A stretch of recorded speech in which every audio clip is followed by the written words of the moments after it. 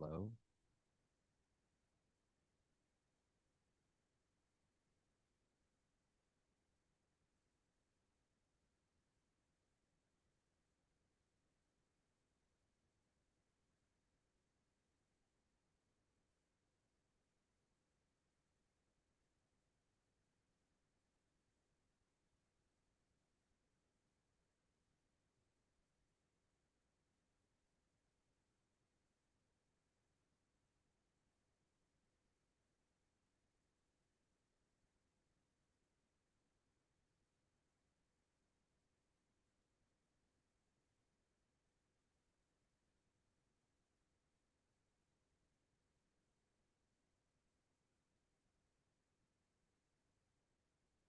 Good morning, everybody.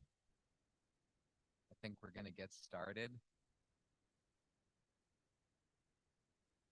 I want to thank everyone who has joined us today to hear my father discuss his memoir entitled Displacement Blues.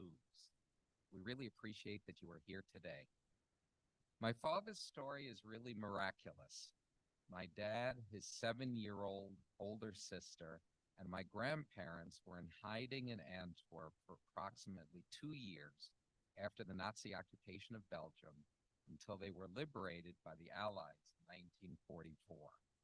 The war was not yet over in Europe, and B-1s and B-2 rockets continued to fall on Antwerp. Through a combination of resources, luck, and the kindness of strangers, my dad and his immediate family survived the years of Nazi occupation. Keep in mind that it was during the relatively brief period of time between the liberation of Belgium and the subsequent liberation of Holland that the Anne Frank family was discovered and sent to their deaths at the Bergen-Belsen concentration camp. That's why I say that my father's story of being hidden and surviving as a whole family is a miraculous one. My dad has written a book about his experiences in hiding and his subsequent experiences emigrating to America and growing up in New York City.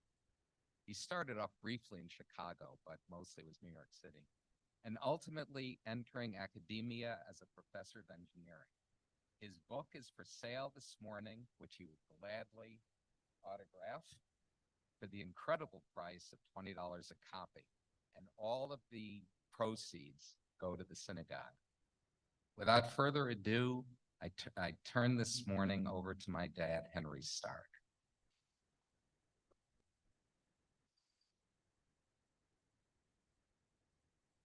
Thank you. Thank you, Larry. He's my son, but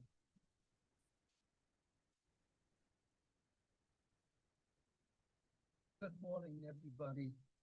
My name is, can you hear me okay? My name is Henry Stark, and I'm here to talk for a few minutes about my book, Displacement Blues. Now, I don't know how many of you know Yiddish, but there is a Yiddish expression that goes like this. Favus macht Familie Zures noch amul.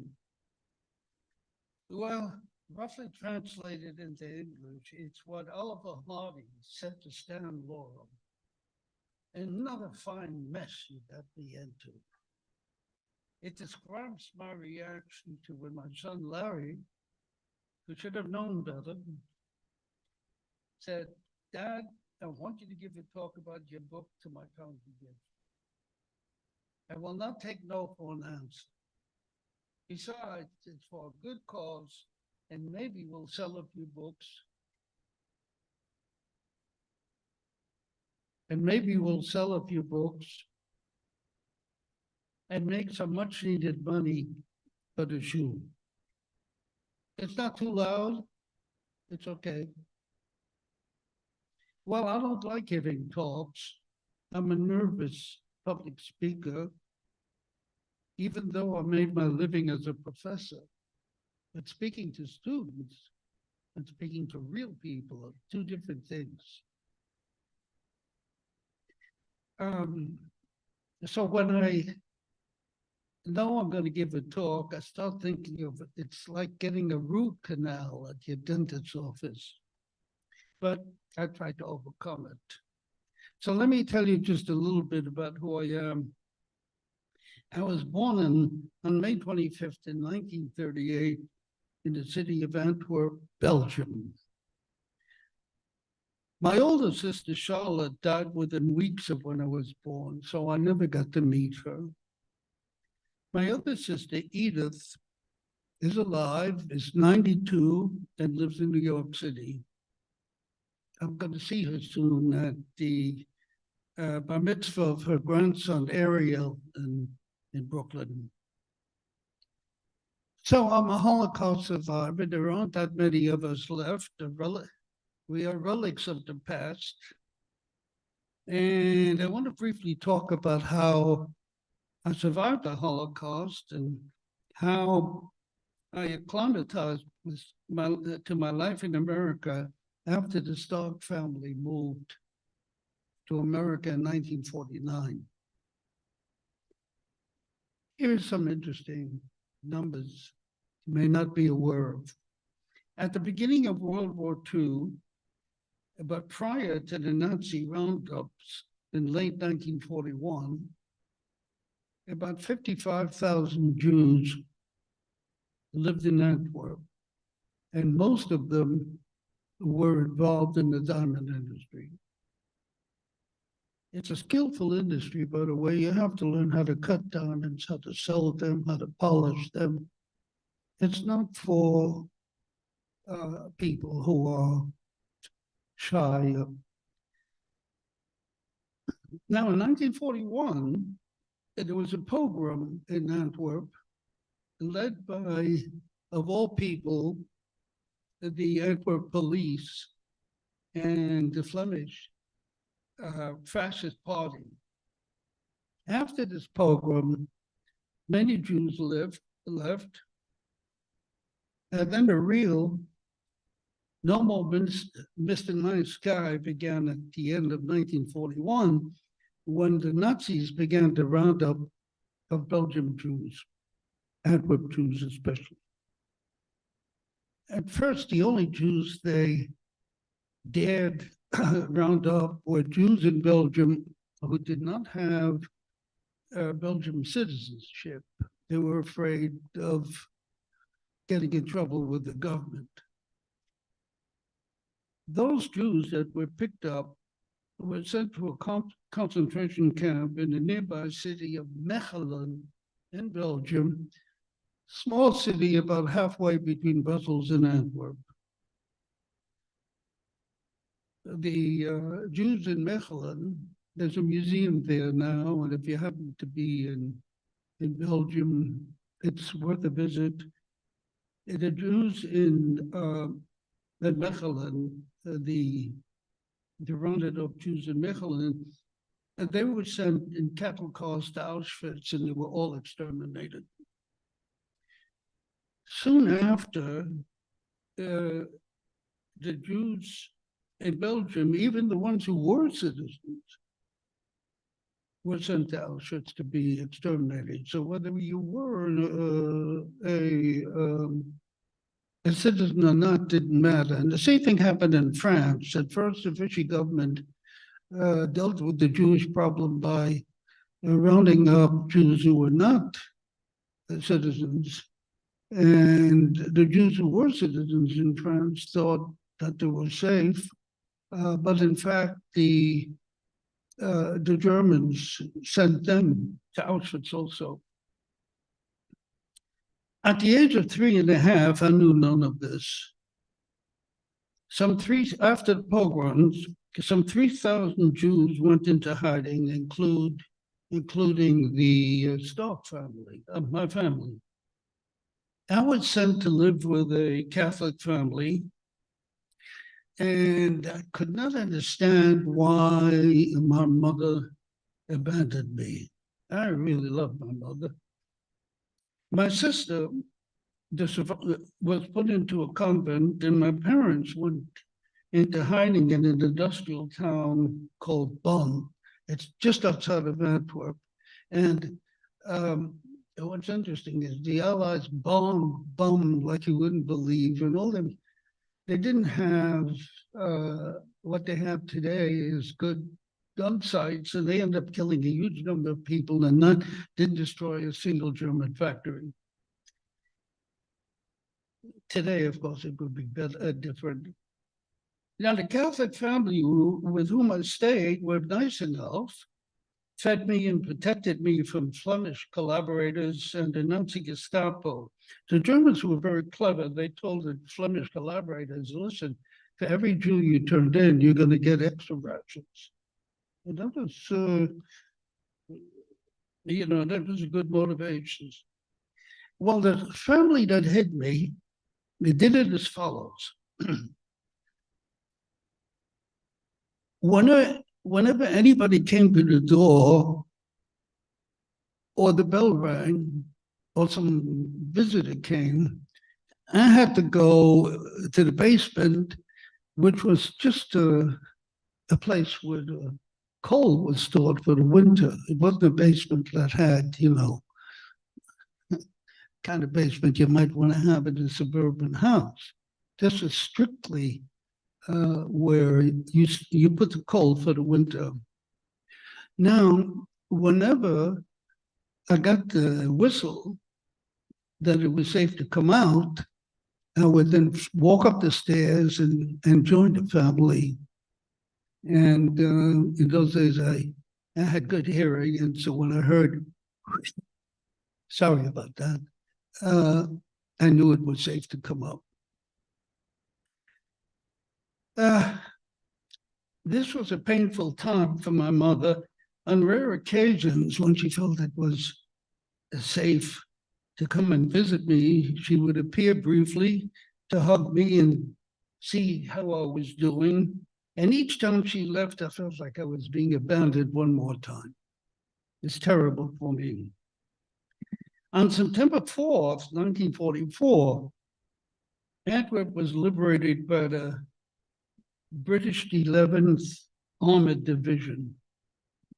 Mrs. Kappendijk, and that was another Catholic family I was staying with at the time, had to push me out of the house and said, don't be afraid, Henry. I was scared to death.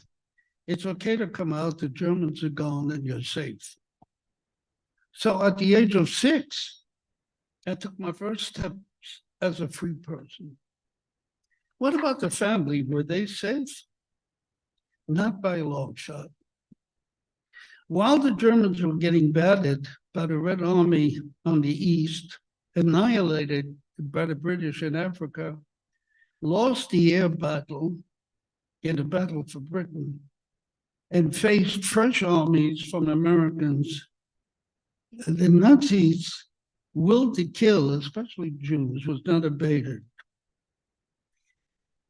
In Germany, a group of Nazi scientists led by someone whose name you surely know, Werner von Braun, and his assistant, Peter Wegener, who, believe it or not, later became the chairman of the electrical engineering department at Yale, developed the world's first ICBM, which they called the V2, the V for Vengeance weapons. It was built from slave labor, consisting mostly of Jews, Polish, Russian, and others. And they were left to die from illness, malnutrition, and even executions. When they had no use for them and they were still alive, they would shoot them. The rockets were used primarily against Antwerp because Antwerp was a port city, a major port city, and the Allies, brought in their tanks and their brigades and their divisions into Antwerp. And so Hitler hoped that by hitting Antwerp really hard, he and the Third Reich could interrupt the Allied invasion of Europe. But if the V2 attacks were bad, or worse, I would say much worse, event threatened the Stark family and all of the other remaining Jews in Belgium. And that event was the Battle of the Bulge. The Battle of the Bulge took place on December 16th, 1944 to January 1945. It's amazing. The Germans caught the Allies completely by surprise and almost took over the whole of Belgium. They came very close to Antwerp. We would have all been killed. But what happened was there were some heroic American soldiers who pretty much by themselves were able to, at least for a little while, hold back the Germans. That made a big difference. The Germans were running on a strict schedule, and they had to make it to Belgium by a certain time. It included having enough gasoline and all that kind of stuff. But the Americans actually did a great job and held them back. And while the Germans were held back with an army of 300,000 people and 7,000 tanks or something, Patton came to relieve the German offensive. It was Patton's Third Army, came up from the south, and Montgomery's forces came down from the north, and that sealed the doom of the German offensive. On May 5th, a great day, in my opinion, the Third Reich signed a document of unconditional surrender. The war in Belgium was at last over. But there was still a war going on in the Far East, but that was of much less interest to the Jews in Belgium. Now, the period in Belgium after the war and before the family moved to America, which was in 1949, was a very pleasant time for me. You know, I was a rascal kid. There was so many places to get in trouble. Antwerp is a beautiful city, and you could explore all kinds of things and occasionally steal an apple from a vendor. And, you know, minor crimes, minor crimes, nothing that would have sent me to a penitentiary. My father, meanwhile, enrolled me in the Lycée d'Anvers. And there, until I was enrolled in the Lycée d'Anvers, my primary language was Yiddish, language spoken all over the world. Of course, now I'm making a joke. I learned to speak French, and I became bilingual in Yiddish and French. All this is in the book, by the way. I'm skipping a lot of details. But when I arrived in America, and neither my Yiddish or my French helped me to integrate with other kids who knew English, but they didn't know what kid knows Yiddish. To make matters worse, my father enrolled me in an Orthodox Jewish yeshiva in Manhattan's Washington Heights section, which at the time was full of German Jews, German-speaking Jews. And now you have to remember, I had never said a prayer in my life. All the time in Belgium between 1945 and 1949, we didn't celebrate anything. I didn't even know about Passover, all the rules. Anyway, so here it was in this ultra-Orthodox, not sort of borderline between Orthodox and ultra-Orthodox yeshiva. And I couldn't read the Hebrew alphabet. To me, it was just a bunch of scribble. And of course, I didn't know that you weren't supposed to mix meat and milk. I didn't know you couldn't eat unkosher meat. I didn't know you were not supposed to work on the Sabbath. And Then you had to say grace, what's called benching, after eating, after every meal, actually. And I couldn't say benching, I couldn't even read the Hebrew. My classmates, who for the most part were quite religious, called me a goy at every opportunity. Every opportunity. When I displayed ignorance about religious matters. Stark is a goy. Even his name is goyish. What real Jew is called Stark?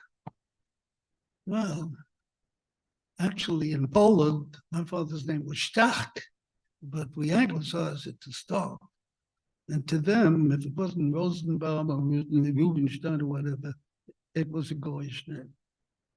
I think I came close to having a nervous breakdown in this environment. Every morning when I got up, a sense of dread overwhelmed me about going to the yeshiva. The yeshiva, by the way, was called Rabbi Samson Raphael Hirsch, and he was a learned and well-known rabbi in Germany before the war. And he believed in giving a Jewish and secular education to people. So I was saved from having a nervous breakdown when I learned that I had been accepted by the Bronx High School of Science, which at the time was a very good high school. And you got into it by taking a test. And it was in that high school that I became Americanized. And probably to the sorrow of some of you, I don't know, I stopped wearing tzitzis. You all know what tzitzis are. I put away my tefillin. They're still in the house somewhere. I started eating meat and milk together. And God forbid, I ate chametz on Passover. You know what chametz is. I figured that eating chametz on Passover was a lot less of a sin than slaughtering Pharaoh's innocent firstborns for the sin of their fathers, as is related in the Passover Haggadah. I never quite understood why the new infants had to be killed. So what was it that brought science that I started to feel like an American? Well, I learned secular subjects like math, chemistry, physics, writing English, well, from skilled teachers. But more than that, I learned to be with non-Jews, including Black students, learned the history of America, and that, most importantly, I began to think of life after high schools. The kids there at Bronx Science were, I wouldn't say nerds, but they had a lot of on their mind regarding what school they were going to go to after graduation, where they would live, all that kind of stuff. And I got caught up in that myself. And then another thing happened while I was there is, like pollen in the hay feed season, and pollen's going all over the place. You could say the same thing about all the hormones going all over the place, and the boys noticed the girls, and the girls noticed the boys. And it was at Bronx Science that I met the woman who was to become my future wife for 52 years and Larry's mother. One subject that never came up in our curriculum was a discussion of the Holocaust. Not at all. If you were there, you wouldn't have known it had existed. There were at least 10 of us who had been hidden children. I suspect a good many more. And we were hidden children during the Third Reich. But we didn't know about each other because the teachers had never raised the subject. as far as you were concerned, there was no Holocaust. As far as they were concerned, and the students were concerned, there was no Holocaust. Who ordered the Holocaust? In the meanwhile, instead of talking about the Holocaust, we did talk about serious social issues. We talked about the horrors of racism against Black, the cruel treatment of America's indigenous people, and the need to help African and third world countries against famine and disease. But not a word about the events like that led to the annihilation of 600 million Jews, one third of the Jewish people. All right, coming close to the end of my talk. After Bronx Science, I earned a degree in engineering at the City College of New York, got married, and fathered two boys, Larry being one of them. Life was pretty good, almost perfect, except for troubling anti-Semitism that I began to run into more and more in my working life. And I started thinking a certain amount of anger was beginning to develop, and questions too. I started thinking, who am I? Am I an American Jew, a Jewish American, a New York Jew, a member of the Jewish race, a Jewish atheist, or maybe none of the above? The Six-Day War between Israel and Arab neighbors began on June 5th, 1967. The Western media predicted that this was an existential war for Israel, one that Israel couldn't win. They predicted with high probability that it would be a second Holocaust. The Arabs were saying that they will drive all Israelis into the sea, and that the Middle East would be free of Jews, and this is the kind of thing that Hitler said. Europe will be free of Jews, push them all out of Jews, get rid of them. I feared for Israel and began to refer to it, amazingly, as my country. Well, where did that come from? I wasn't religious. I had no family in Israel.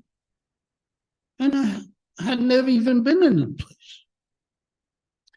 So I resolved this issue by going to Israel with my family and trying to live there. And I found it to be a beautiful, vibrant country. I got a good job there. I made many friends. And I was thinking, this is the place for me. And I had to make a kind of cruel decision. On one hand, my wife and my children wanted to go back to the United States. They had family there, they had their friends there, they knew the environment. And to tell the truth, Israel is not easy on kids, especially when they come to America from other places. I felt there wasn't enough patience to give these kids a chance to stop, to get up to so-called Israeli standards. Well, so what do I do? Do I stay in Israel and let them go back to the US? I decided no, I wasn't going to do that. As I went back with them. But Israel is in my heart all the time. Well, in my conclusion, let me just say this. The United States has been very good to me and my family.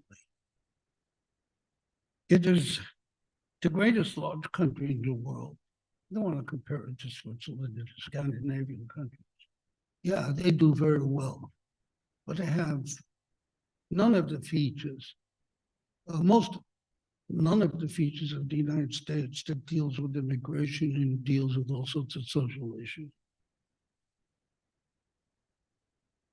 In addition to my children prospering, going to college, doing well, My wife, Alice, earned a doctorate in public health from Yale University, and I learned a great deal about politics and healthcare from her. And she's gone now, been gone quite a while. But thinking about her, I realized that in every respect, she was a great human being. Well, so I'm at the end of my talk, and I just want to say that the real hero of this story is my father. You see, what happened was the Belgian police had come to our apartment on Steenboken Street in Antwerp to round him up. And my mother said, give us an hour to pack up. During that time, my father took the whole family and we went into hiding. That was a courageous act to do, because if you didn't listen to the Nazis and their orders to allow yourself to be rounded up, you probably would have been shot. So he defied the Nazis, courageously managed to hide our family from the murderers. And from that event, the tree of life began to grow, many branches, many blossoms. And that's the end of the story. Thank you for listening.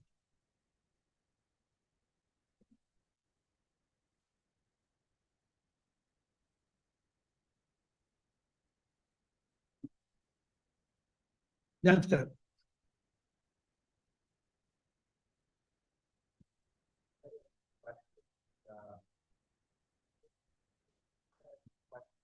When you're 86 and have sciatica, everything is difficult. But anyway, here I am. I can take some of your questions if you have any.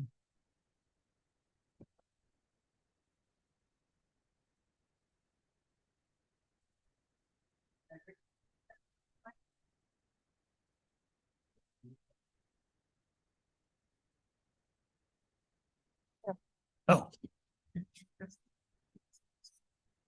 Question. Right after the Holocaust, you went to a public school, right? public school in the US? In Belgium. You went to I went to the Lycée d'Anvers, yes. yes. Did you experience an anti-Semitic attitude still remaining after the war at school? What was the attitude? Was there any lingering anti-Semitism? I did run into anti-Semitism at the Lycée, and I'll give you an example. There were Jewish students at the Lycée whose parents were strong people. If something happened to their kids, the parents would make a fuss and go see the principal and so on. My parents were not like that. The war had pushed them down, and they kind of operated in the shadows. But I'll give you an example of the anti-Semitism. Every spring, the school had an outing in a part of Belgium called the Ardennes. And I went to these outings, and kids were standing around throwing rocks in waters to see how often the stones would bounce. Well, I thought that was interesting, and I took a stone and I rolled it. And this teacher beat the crap out of me. He slapped me so many times. And I said, why are you doing this? And he said, because when you throw stones in the water and people are fishing, the fish will go away. And I said to myself, but all the other kids are throwing stones in the water. By the way, I tried to look up this teacher many years later, but he wasn't on the list anymore. I'm the faculty of the lycée. So there were incidents like that. And he instead of calling me by my name, the same teacher, when he ran into me, would call me the Jewish angel, whatever that meant. I don't know what, but I wished he had just called me by my name and not called me the Jewish angel. So, yeah.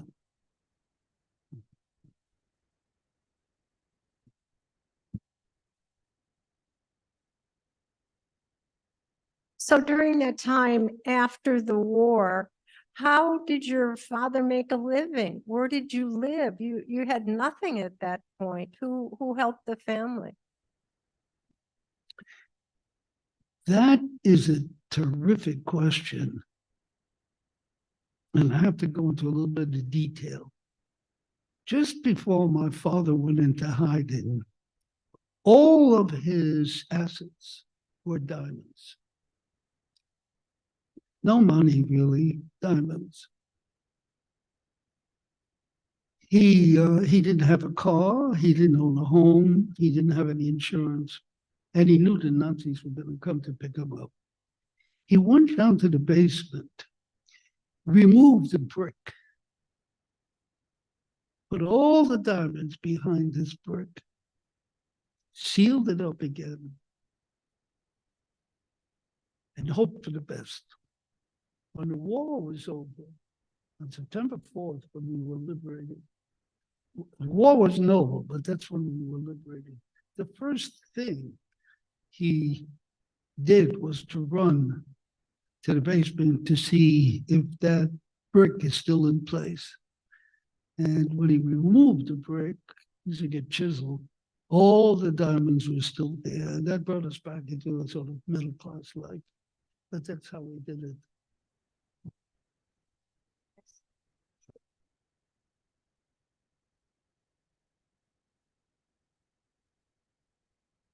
Hi, thanks for a very interesting talk.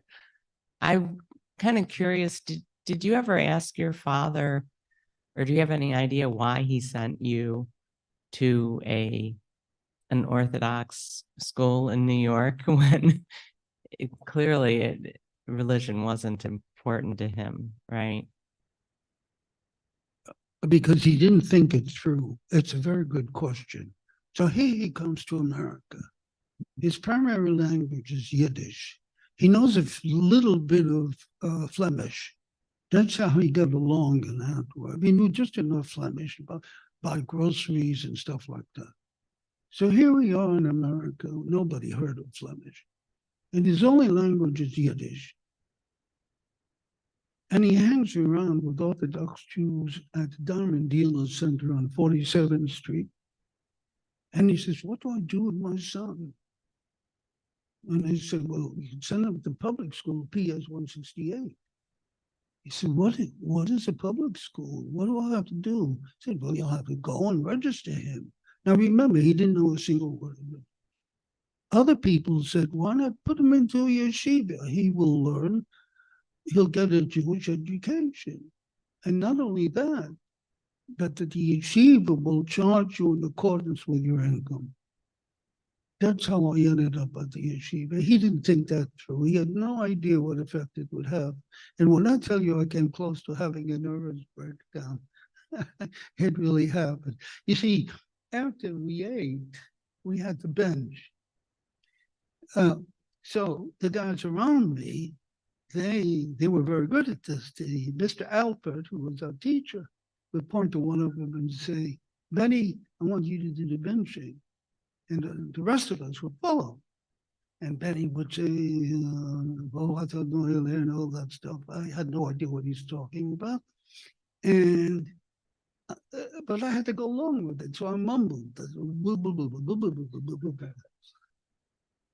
But the guys sitting around me said, you know, I'm trying to figure out what the hell you're saying, and I don't think you're speaking Hebrew.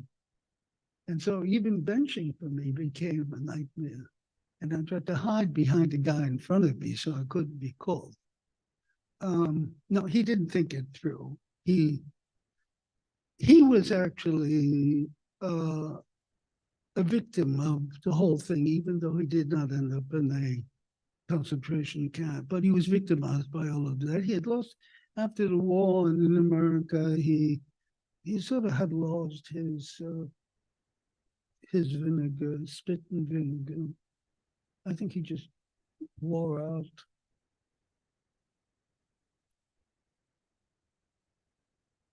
That's a very good question, by the way. I've thought about that myself. Thank you so much for sharing your story. I'm curious what your parents shared with you about the process they went through of realizing that they were going to need to hide themselves and you, and how they prepared.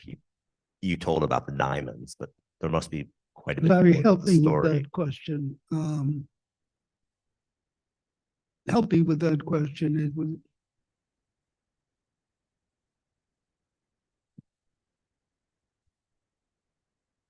I'm a little deaf. Hello? Oh, Yeah, that it's on.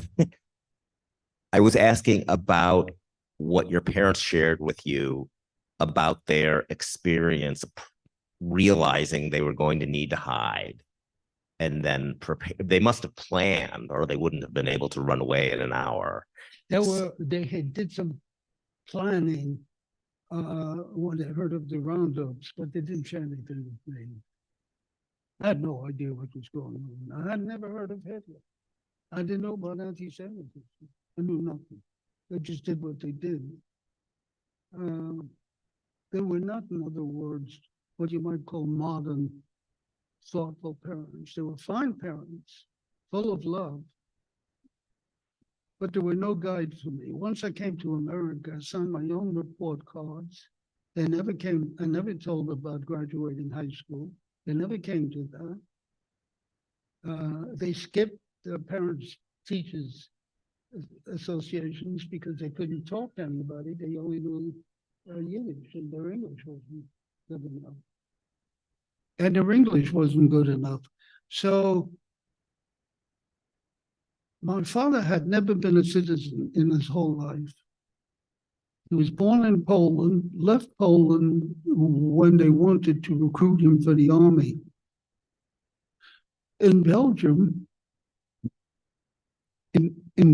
he did become a citizen, and his strongest wish in his whole life was to become a citizen of some country, and not just any country, but a citizen of the United States. So he and my mother knew about the test you had to take, and they went to a English as a second language school in Harlem, 145th Street in Broadway. And they learned some English, and they wanted me to talk to them in English. So remember, my father's now in his 50s, he's a very anxious person. And so I tried talking to them in English. So I said, "How was your day, Dad?" And he would say, "Good, good, very good." And I said, "Well, what did you do?" Good, very good day. Okay. Panicking reaction. I tried to talk to my mother in English. "What did you do today, Mom?" Absolute face of panic. Somehow they learned enough to pass the citizenship exam. I don't think I've ever seen them happier to know that they were finally citizens and citizens of the United States.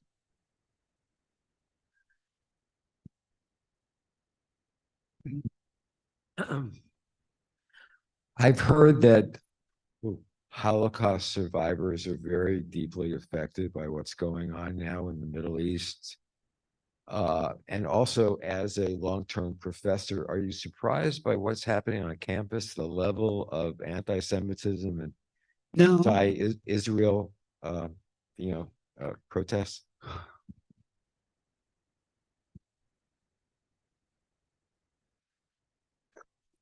that's a good question. I feel terrible about the anti-Semitism. You see it everywhere. I don't panic. as some people do, because in the end, these demonstrations and this anti-Semitism, I don't think amount to very much. The demonstrations, that's all they are. It's what the governments do and what their opinions are. And no, I'm actually not terribly surprised that there is a lot of anti-Semitism. It's been like that for a very long time. So I'm not. Okay, Other questions? thank you. Thank you.